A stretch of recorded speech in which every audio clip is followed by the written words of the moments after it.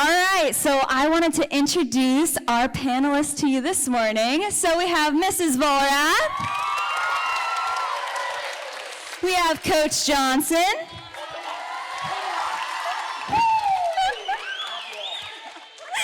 We have Mrs. Johnston. And we have Coach Lee holding down the end over there. Okay, so this is an all-star panel, you guys, but we could only select a few, so I just want to put out there that all of your teachers are phenomenal. And so if you have any questions at the end of this, feel free to go to any of these 4 teachers or coaches, or go to your other teachers that you have, because they're all phenomenal as well. So we're going to get started, and we thought it would be fun to start with an icebreaker for the first question. Okay, so you're going to have like 30 seconds to answer this question. What is your hidden talent? Go, Mrs. Vollrath. Quit hogging the mic, man. All right, so listen, I feel like if I have anything going for me, I don't keep it hidden. Everybody knows, honestly. But my talent I can't do right now because it's COVID, but I can actually fit my entire fist in my mouth. Ooh. I have a large mouth.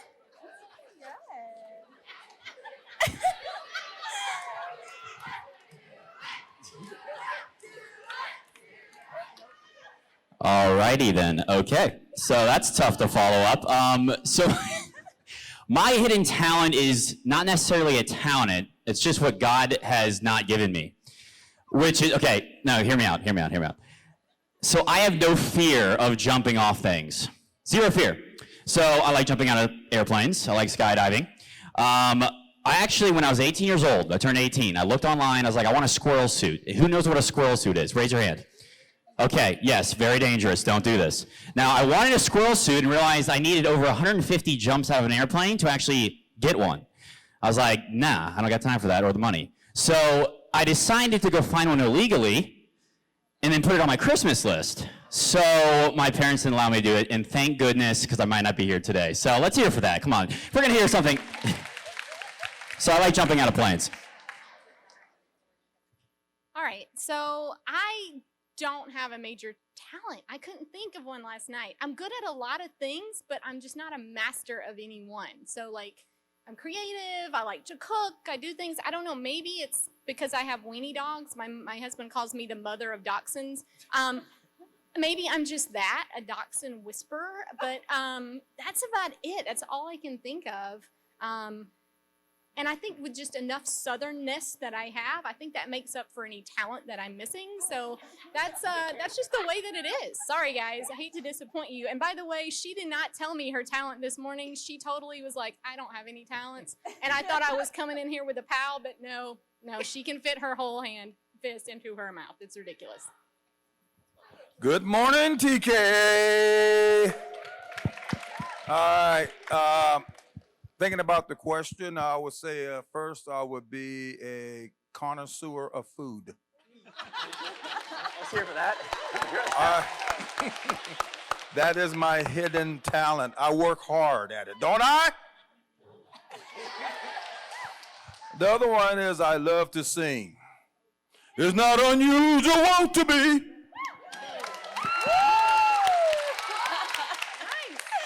All right, awesome. Thanks so much. Yeah, I feel like I can just drop the mic right now. Okay, so we're going to jump in, and I'm going to throw our first question towards Coach Johnston, okay? So maybe we're sitting here today, and we're like, you know what? I just have so much going on. I'm on a sports team, I'm in the conservatory, I have all these tests, all these assignments, and all of a sudden I'm starting to feel anxious. Maybe it's for the first time, maybe you've felt like this for a while, but I have anxiety. So, Coach Johnston, what would you respond? What are some practical ways that we can deal with anxiety? First and foremost, and especially at everybody your age, this middle school age, the high school age, I've noticed just because I try to stay relevant, so I'm kind of cool. So I follow along with Instagram, I follow along with TikTok, I follow along with all that social media, guys. So I understand what each and every one of you is probably going through. Okay? There is so much external pressure that you guys have to deal with day in, day out. You gotta look like this. You gotta act like this. You gotta be this smart. You gotta be this funny. It's become a not enough society. You're not enough. That's what everybody's trying to tell you. And I think it's so tough. I mean, I'm thinking when I was in middle school, which was actually a while ago, which is weird. But when I was in middle school, I felt the pressure. I felt the anxiety to fit in, to be a certain way. And I didn't have Instagram. I didn't have Facebook. I didn't have TikTok, which is, my goodness, TikTok is a thing. But so you guys are dealing with all that. So I'm sorry for that, first and foremost. But spoiler alert, you are enough, okay? You are definitely enough. And the thing about that is God created each and every one of you with a specific purpose on this life. You have a purpose, okay? You might not know it right now, and most of you don't. You're young, you have time. But it's not the purpose that you're seeing on TikTok or Instagram. That's not the purpose that's for you, okay? It's not what gets views, okay? That's fake, just to let you know, it's fake, okay? You have a specific purpose, and God created you for this purpose. You're gonna find that out, and when you do, it's gonna be pretty amazing. It's gonna be pretty incredible. So stay tough with that. Don't be anxious over what this life has for you, because He has something pretty special for you. A couple ways I want to simply go over the way I dealt with anxiety, the way I feel like you guys should take and deal with anxiety. First of all, normalize it. Everybody has it, okay? Everybody has anxiety. Everybody's feeling what you're feeling right now. They might not portray it in the same way you do, but they got it, okay? So it's not abnormal. That's first and foremost. Second, find someone to talk to. Okay? You need to be able to tell your feelings, give your feelings out, talk to somebody that you trust, a best friend, a family member that you really trust, a teacher, a coach. Look at this, look at the people you have around you, okay, that are leadership roles. The Bartzes are amazing. Go talk to them. Go talk to them about what you're dealing with. We can help. We're here for you. We care for you. And then the final thing is trust God. And I think that's an easy one to say, and you hear it all the time. But anxiety comes from fear, okay? And fear is from lack of trusting God. So if you're not trusting God, that's when the anxiety comes. That's when that fear comes, because you're not solely bought into what He has for your life, which is not evident now. I'm telling you, but it's going to be evident, okay? Quick little Bible verse. It's Philippians 4:6-7. I'm sure you all heard this, but don't worry about anything. Instead, pray about everything. Tell God what you need and thank Him for all He has done. Then you will experience God's peace, which exceeds anything we can understand. His peace will guard your hearts and minds in Christ Jesus. You trust in God, He will guard your hearts. He will help with your anxiety. He will lift those from you, okay? But you can't do it alone, okay? Talk to somebody. Find somebody you trust, and trust in God as well. So that's my steps for that, guys. It's awesome, thanks. And I think maybe another question, I'm going to skip to question number 9 here. I think maybe some of that anxiety also comes with feeling like maybe you don't fit in here at King's, right? Maybe you are brand new and this is your first year here, you're still trying to find your group of friends, or maybe you've been here for a few years and you still don't really feel like you fit in, you don't feel like you're at home. So maybe one of our panelists could answer, what are some ways that we can feel more at home here at King's? I'll take that. How many of you in the morning when your alarm goes off and you hit the snooze button? How many? Come on, tell the truth. Good, good. How many of you hit the snooze button 2 times? Okay. How many of you that you want to wake up at 6:30, but you set your alarm for 5:45 so you can hit your snooze button 6 times? Okay, good. The reason why I ask these questions is that because if you're excited about going to a place, you shouldn't have to hit the snooze button, okay? When you enter through these gates, okay, enter the campus of the King's Academy, you need to feel like this is my purpose in life. This is my passion in life. I am here for a reason, and that reason is, 1, to continue to build a relationship with God, and to build on relationship with your fellow classmates. That makes sense? That makes sense? Not one of the reasons why, I got a math test, I ain't feeling well, I'm gonna stay home today. That math test is still gonna be there, right? You gotta take it sometime, then you have to come to Mr. Lee's study hall class and take it, okay? It's gonna be there. Sometimes we need to be able to face or like Ryan said, our anxieties. Go to somewhere where you trust and that will tell you what you need to know, not what you want to know. Sometimes we need that. And the other thing is that don't forget the saying on the walls around campus, where Christ is king, okay? Not any other thing. It's about where Christ is king. Everybody got it? Okay, I just want to add too, because one other way that you can be excited about coming onto campus, I mean, I have the big kids, the big babies, like I call them, my juniors and seniors, but one thing I notice is a commonality between all the ones that seem to be happy every day in class. It's not just me. I'm not that like egocentric to know that they just love my English class, but like I know that they like being on campus and they like being with their friend group and they like the things that they're involved in. So if you're not involved in anything, I highly recommend that you do step out. Just kind of like mama bird it and like jump out of that nest and try it. Go feet first. What's the worst that can happen? So you learn that you're not a great dancer. So you learn that maybe choir's not your thing. That's okay. Knowing what you're not good at is a part of understanding who you are. So definitely just try something new. I mean, I tried, like my daughter loves this Nailed It show on Netflix. And so we tried to do like baking at home. I'm not good at that at all. Like I feel like I would rival a lot of those people on there that like are kind of putting the cupcakes together with things that are inedible. Like I'm not good at this, but that's okay. Now I know that being a baker in life is not gonna be what I'm gonna do for the rest of my life. That's okay, right? I got English, I'm a nerd. Okay, so just try something new. Just jump out, break out of your shell a little bit, join one thing, try one new thing this year, and let's see if it works out for you. Maybe it will. If it doesn't, hey, there's next year. Try something new then. All right? Yeah, one more little thing on that. We all know somebody, and I'm sure you guys do, that has graduated from the King's Academy or left the King's Academy and says, wow, I don't like that school. That school stinks. You know why they don't like that school? Because they didn't do anything, okay? I went to this school, okay? I graduated from here, and I knew friends that was like, I'm never stepping foot on that campus again. But you know what they did with their time? They went to school, they got homework, they got tests, they went home, they did the homework, came here, took the tests, left. I mean, of course you're not gonna like the school. You literally did homework. You had school the whole time. You got to experience things, guys. If you don't experience things, how are you supposed to make memories? How are you supposed to like something? How are you supposed to get involved in something and enjoy being there if you're not doing anything? So, like Ms. Johnston said, you guys got to go try stuff, okay? We have so many clubs that meet so many different interests. We have sports. I mean, if you want to try out for a team, go try out for a team. If you want to be part of Mary Poppins, be part of Mary Poppins, okay? All right, go do something. All right, there's so many things. We have a fishing club. I mean, a fishing club. What place has a fishing club? No, it's just my high octave. It's like I'm really surprised about something, like as I go up higher an octave. A fishing club, are you kidding me? So that's the way I talk, guys, so. But yeah, do something, okay? You're not gonna make memories if you don't. You're not gonna enjoy the school if you don't, so do that. Listen, so Mama Bear here for a second.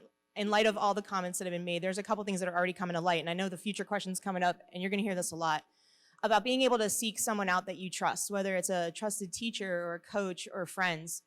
When you're making that community, when you're getting involved and you're doing things, that's gonna fill you up in positive ways. And who you surround yourself with really is going to speak to the positive or negative facet of what you're experiencing day in and day out.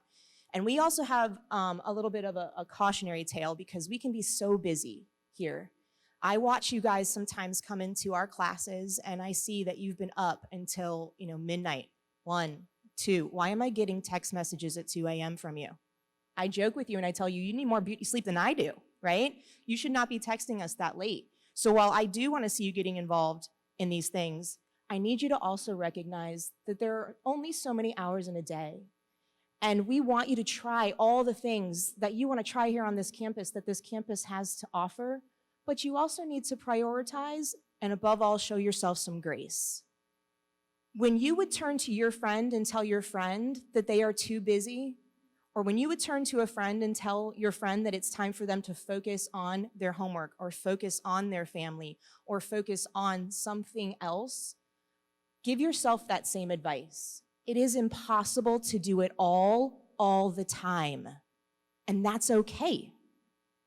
Some of you are spreading yourselves so thin We want you to find how God has gifted you. We want you to take advantage of all those opportunities. But the reason we have all those opportunities here is because Christ is King. And we know that you each have been made in a very unique and special way. That doesn't mean you have to be involved in everything, because that might not be your thing. And that's okay too. So come and talk to us. We'll be glad to share some of the things that we get to see in you, because we see that you are beautifully and wonderfully made all the time in everything. And we want to brag on you. So when you feel that, you need that, come on by. Any one of us would be glad to tell you how awesome you are, and we'll help you find what that special thing is for you. Okay? Yeah, that's some great practical advice, you guys. I hope you heard that this morning. So I'm going to shift gears a little bit. Let's talk about faith. Some questions we have about faith, right? We may be sitting here and we're like, okay, I can appreciate the whole Christian thing. We learn about God all the time.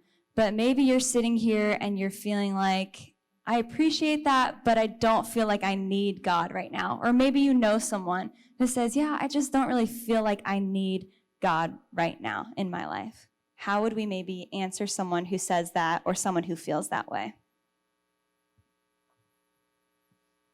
Okay, so I get it. I didn't go to a Christian high school. I'm from the South. I'm from the Bible Belt, okay? Our teachers read to us from the Bible in class every day, and thank God that they did. I grew up in a small town. We all went to church essentially together. It's just what we did. It was also a different time than it was today. But, you know, I was blessed to be in that environment, and I heard it all my life. My grandfather was a pastor. We were in the church every time the doors were open. I get it. You can have an appreciation for what's going on here and what we're doing, and you may think, emphasis on think, that you may not need God in your life right now. All right? God's there. You can't, like, press a delete button. You can't delete that app off of your life. He's there no matter what. If you're choosing not to have a relationship with him right this second, you know, that's your choice. He's always there. You don't become, like, unfriended from God in any way, shape, or form. All right? So just make sure that you understand he is always constant. For me, my advice to someone who's thinking that they may not need God right now, that would be a terrifying thing for me. Because I need God every second of the day. I need God to, like, help me find a great parking spot when I'm running late to school. Like, dear Jesus, please let there be a spot left. All right? It seems crazy, but, like, I'm telling you, it seems crazy, but, like, it's a blessing and a peacefulness to know that God is there. I'm a mom, all right? I could worry about my kid every single minute of the day, every single second, but knowing that God is there for me and there for her, it is such a peace. When you're a student, and I know you've got a lot of things going on, and there's a lot of things that happen to you that maybe not even your parents know about. They don't realize. They're not with you all the time. But God is with you all the time. So having him there, this constant friend that you can just bare your soul to, that's going to love you no matter what you do. You can do the wrong thing. He's still there. He's still going to love you. It's a beautiful and peaceful thing just to have that comfort. So if you think right now you don't need God, trust me, he's going to search you out. If you don't come to him, he's going to make it to where he's the only thing left, the only option left. I hope you choose to go to him. But if for some reason you still think that you don't need him, he's going to find you. He's going to seek you out because he wants you to be a part of his kingdom and a part of his life and plan for you. So I just encourage you that if you think that you got all the answers figured out and God isn't a part of your life equation, you may want to rethink that, because there are just so many things in life that just happen because it's God's timing and God's plan. It's very, very difficult to just leave that big element out. You guys want to say anything else? Yeah, I think I'll just add another question onto that then. We often hear that a great way then to find that relationship with God, to build that relationship with God, is to be connected and plugged into a local church. So maybe we're wondering, well, what's the purpose of that? What's the purpose of the church? And maybe you can, someone could shed some light on the purpose of the church and why that's so important.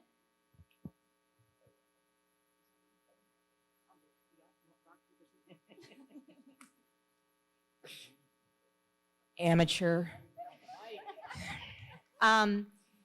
I shared with my class earlier, or actually last week, some of my life story and how while my mother shared the love of Christ with me at a very young age, and I made that decision very young, I spent a great deal of my adolescence running in the complete opposite direction because of some things that were going on in my life. And as Miss Johnston said, he just kept pursuing me, and I appreciate that. And we searched a long time to find a church home, and we were looking for something that really spoke to our heart and the family and individuals that made up the church. Please know that above all, when you're looking for a church and getting involved in a church, it should feel like family for you. And that really is why it's so important to get plugged in, because you're going to be with people who are going to support you. They're going to lift you up. And yes, you can have a relationship with Christ outside of church. In fact, we want that because your relationship should be personal and on a daily basis, even when you are running into the parking lot and trying to find a parking spot, which you guys will be experiencing very soon yourselves, all the way through to those big moments, right? But that church body, that opportunity to come and have people who are coming alongside of you and doing life with you, that's what we call it, right? There's something to be said about that. From the day in to the day out, the minutia of what's going on in your life. And when you don't have that, it does get dark. It can feel very lonely. And so I would say, even if you don't feel you have that relationship just yet, when you come alongside others who do know that, it's going to make your relationship strengthen. It's going to show you how God is working in your life a little bit more. And so, again, I hate to sound like a broken record, but talk to us, and we'll be glad to, I think each one of us, go to different churches, and that also speaks to the beauty of our church body as a whole. And we can kind of help you find what is in your heart and what's going to fill you up. And I think that's part of what church is supposed to be. One little thing to add, just realize that just because it's a church doesn't mean it's the church for you.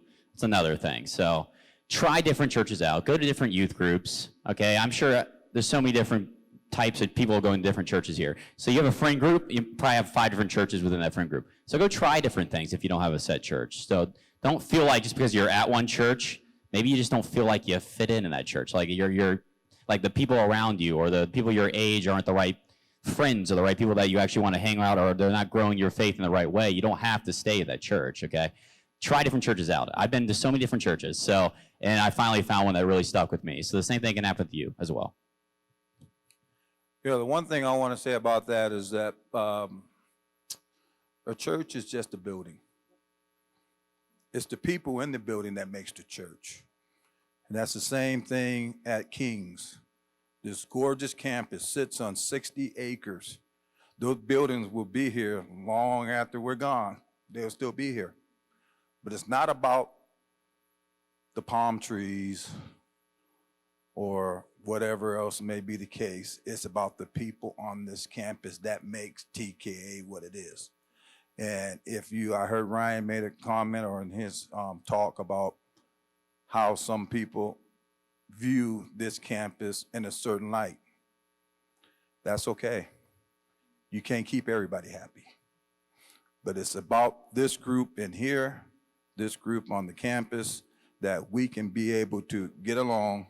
And I love the way you guys over there are looking over here. I love it. Oh, I love it. I love it.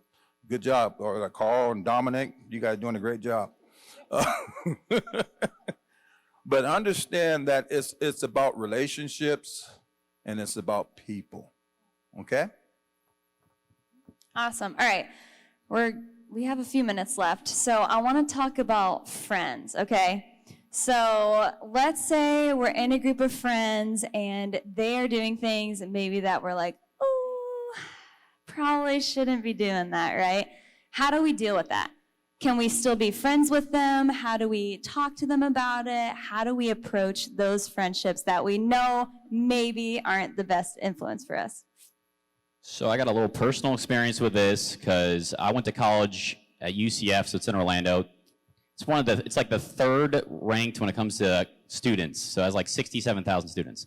So obviously I'm gonna meet some different people. So I got some friends, and of course some of them didn't do the right things and they peer pressure you to do those things. And you guys are gonna find those friends as well at some point. I think there's 2 different ways you can view this. First thing is when you say no to something that a friend's doing or a group of friends are doing that you just don't feel comfortable doing, you don't think it's right. First of all, how do they respond to that? How do they respond to that no? Do they peer pressure you more? make fun of you because you're not doing it? Or do they respect your decision not to? Okay, that's a different thing when it comes to, should I remain friends with this person? Do they respect your decision, or do they peer pressure you more to do it? And if they're peer pressuring you more to do it, they're not your friend.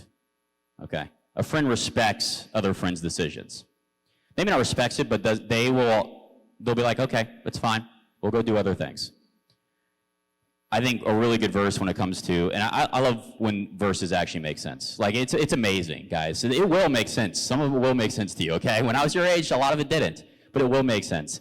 But Proverbs 13:20, it says, become wise by walking with the wise, hang out with a fool, and watch your life fall to pieces. You hang out with the wrong people, your life will drop. You will fall. You'll get into the things that you're like, wow, how did I get in this? How did I become addicted to this? How did I find myself in this spot? And that's if a friend is peer pressuring you to do things that you don't want to do, okay? If they're making fun of you about that stuff, they're not your friend, guys, okay? Find the right people. Now, if they respect your decision, I think you should remain friends with them, okay? If you do other things, you have fun doing the right things with this person, I think God's actually giving you an opportunity. He's giving you an opportunity to be a positive influence to this person that actually truly cares about you. If you truly care about them, you want to see them do right. You want to see them go in the right direction. And I think by showing that you're not judging their actions to the point where you're not going to be friends with them anymore, I think truly shows to them, hey, maybe this is the person I want to be around. And watching what they do and watching the kindness and that their heart has, like your heart has, because of the actions that you're showing them, that changes a person, okay? So think about that in your head. Think about the friends group that you're in. Which side are they on? Okay, and what can you do to either maybe get rid of a friend, just distance that relationship? It's not positive for you. Or maybe you can be an even better friend to somebody that really, truly needs you and truly cares about you. So that's my advice, guys. I would like to add just one more thing to that. And, being a part of King's environment, society, community, whatever you want to call it. I remember my first class, Boys Health, and I remember the list going over that I received, and it says, define the objective. Then always add biblical truth.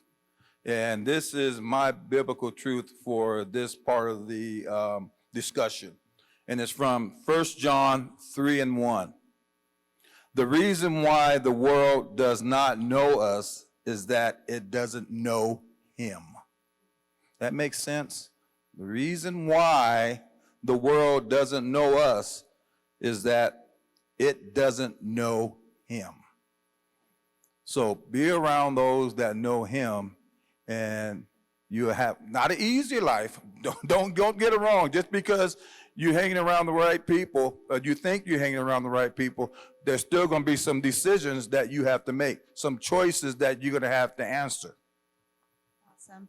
All right, can we give it up one more time for our amazing panelists? Thank you guys for being such a great crowd this morning, and you guys are dismissed to lunch.